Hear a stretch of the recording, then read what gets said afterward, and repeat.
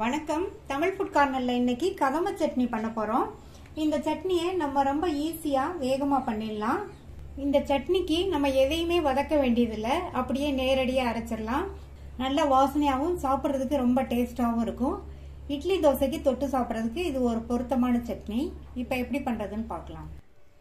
இந்த மிக்ஸி ஜார்ல 3/4 கப் தேங்காய் துண்டுகள், 2 பச்சை மிளகாய், 3 பூண்டு, ஒரு சின்ன பீஸ் இஞ்சி, ஒரு 7-8 சின்ன வெங்காயம். சின்ன வெங்காயத்துக்கு பதில் ஒரு சின்ன சைஸ் பெரிய வெங்காயம் இருந்தா கட் பண்ணி சேர்த்துக்கங்க.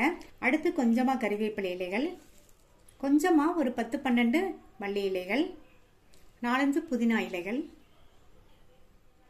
ஒரு சின்ன பீஸ் புளி,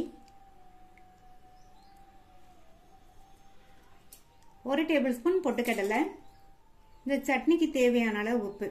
ஃபர்ஸ்ட் தண்ணி எதுவும் சேர்க்காம 4-5 சுத்து சுத்திட்டு இந்த மாதிரி அரைச்சு, இதுக்கப்புறமா இது கூட தேவையான அளவு தண்ணி சேர்த்து நல்லா நைஸா அரைச்சுக்கலாம். அரைச்ச சட்னியை இந்த பவுலுக்கு மாத்திட்டு தாளிப்பு போட்டுடலாம்.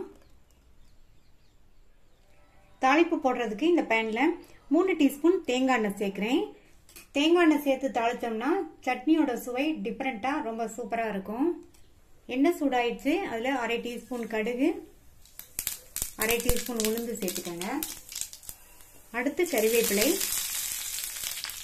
ஒரு கட் பண்ண காஞ்ச மிளகாய், 2 பிஞ்ச் பெருங்காய பவுடர்.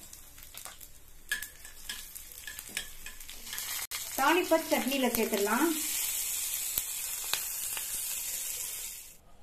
தாளிப்பு போட்டுட்டு லைட்டா இந்த மாதிரி கலந்து விட்டுறலாம்.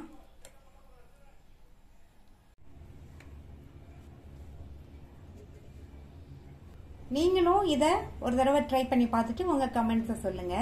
தேங்க்யூ.